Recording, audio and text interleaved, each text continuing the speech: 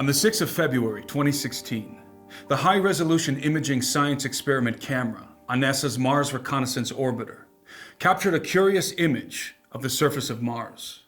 The photograph would eventually be published by NASA in July of the same year, under the provocative heading, Martian Morse Code. The image discloses what are purported to be sand dunes extending over the desolate surface of the red planet.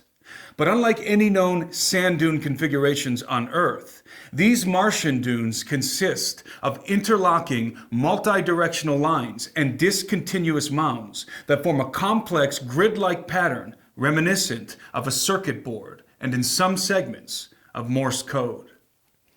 As soon as the image was published by NASA, in what appeared to be a coordinated response, nearly every major news outlet in the United States and many others around the world ran the story with sensational headlines heralding the possibility of intelligent life on Mars.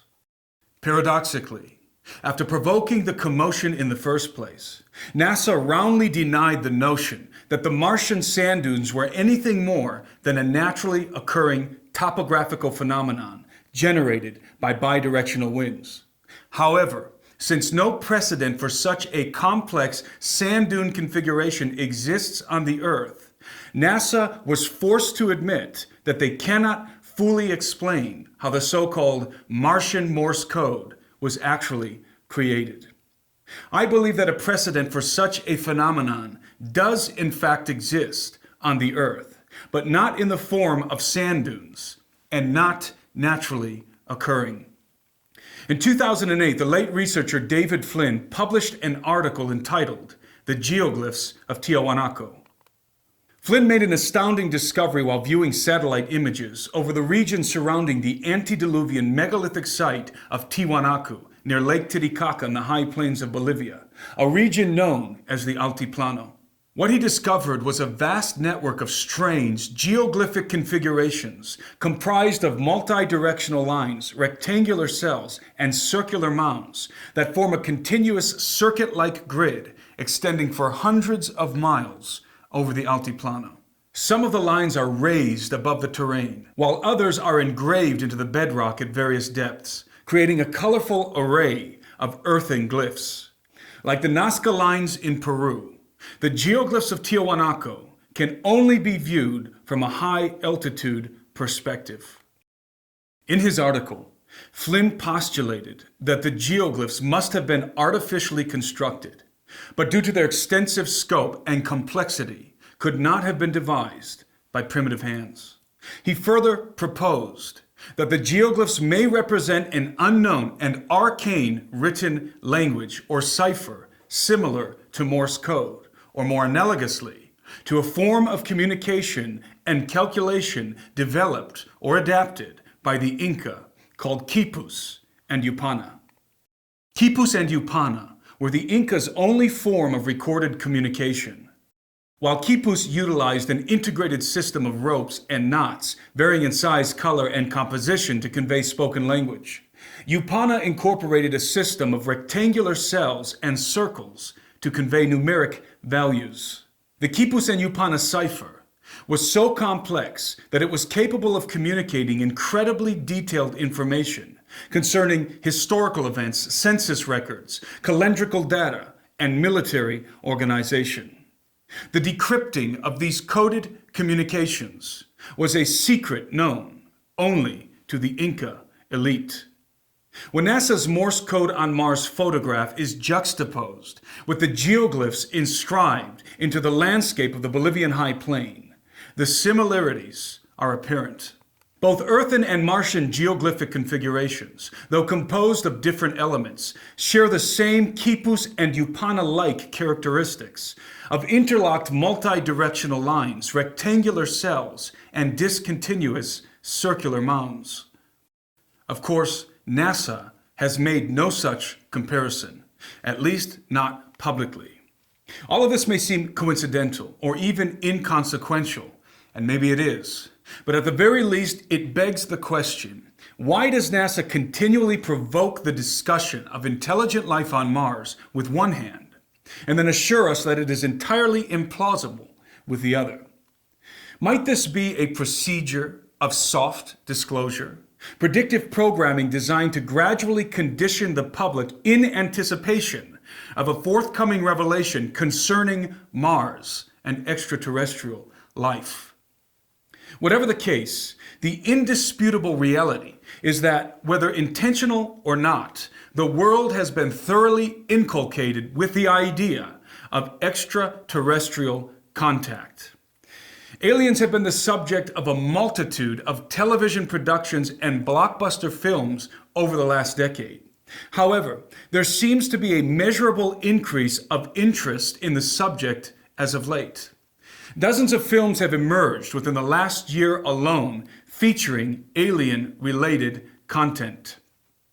It is worth noting that just 1 month after NASA published its Martian Morse Code photograph, generating a media frenzy about life on Mars, the trailer for a new film entitled Arrival debuted. The short synopsis of the film is intriguing.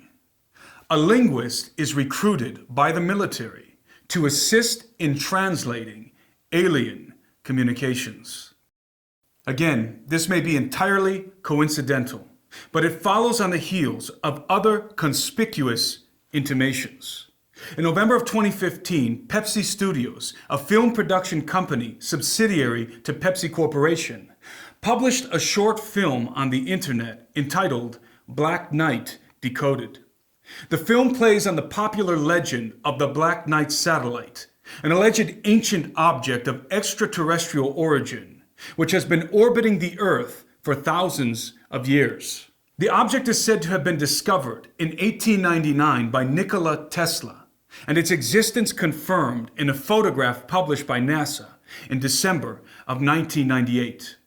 Pepsi's Black Knight Decoded film imagines a scenario in which radio transmissions emanating from the Black Knight satellite are detected and decoded. The message is portentous.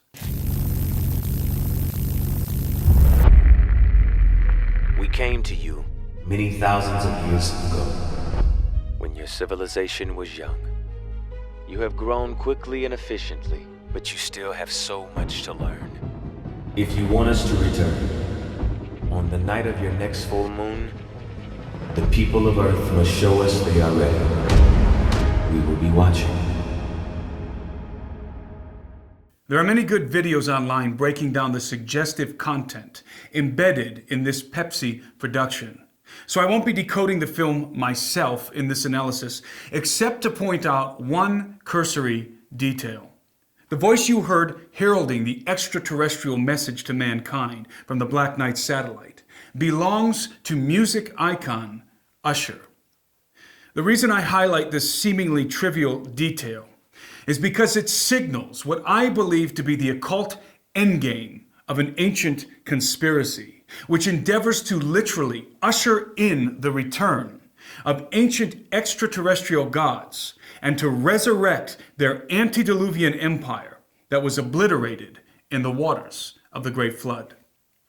The most influential institutions on Earth, such as NASA, Hollywood, multinational corporations like Pepsi, and most significantly, the Vatican, seem to be engaged in a coordinated campaign of incremental acclamation, preparing humanity for the arrival and reception of its alien saviors. The last installment of our True Legends documentary series, Episode 2, The Unholy Sea, unpacks this startling reality in great detail. Finally, it should be noted that the UFO phenomenon continues to burgeon. In fact, some of the most credible and convincing UFO sightings to date have occurred this year in 2016. The internet is buzzing this morning over this bizarre video shot near a military base in Dayton, Ohio, that appears to show an object hovering and disappearing into the clouds. Here's another sighting of a similar object, also allegedly seen in the skies over Dayton, believed to be the same UFO. Clayton, what do you think about this? I know you have an opinion. Wright-Patterson Air Force Base there, long believed to be housing all sorts of military craft. There have been a number of military members that have gone on the record about what they're housing at Wright-Patterson Air Force Base in Dayton, Ohio. It is perhaps most telling that after many years of avoidance and mockery, the mainstream media is finally being forced to feature this phenomenon with serious consideration. In my analysis, soft disclosure is underway. If you have not yet seen our film, The Unholy Sea, I highly recommend that you do. Many are calling it the most eye-opening documentary they have ever seen. You can find the link to access the film in the description below. For those of you who have not seen the film, I'll end this video with the trailer for True Legends, Episode 2, The Unholy Sea.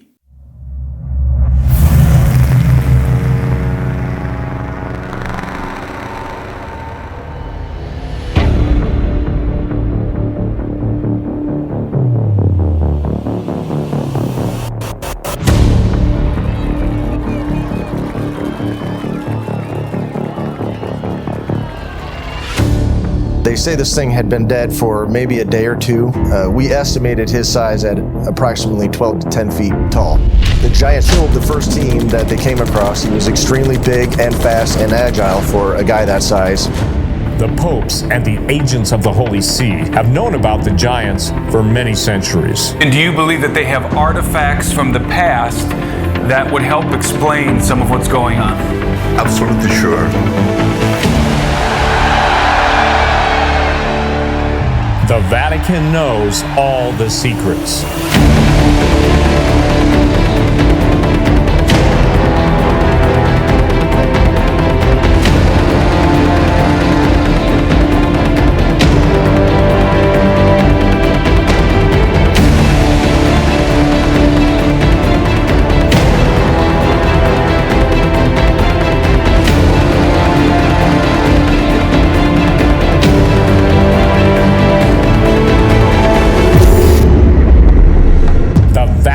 Secretly preparing for the arrival of alien saviors.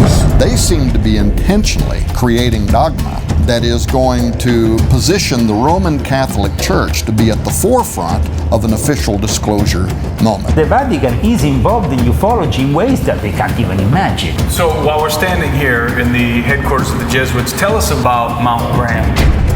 They are constantly monitoring things with the Lucifer device. Sometimes they have to wait for all of the UFOs to get out of the way.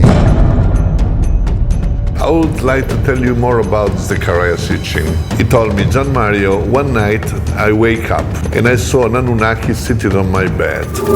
History is being repeated. The days of Noah are returning. The gods are returning to the earth to dwell among men and mingle their seed with the human race. Only the truth can prepare us for the lie that's coming.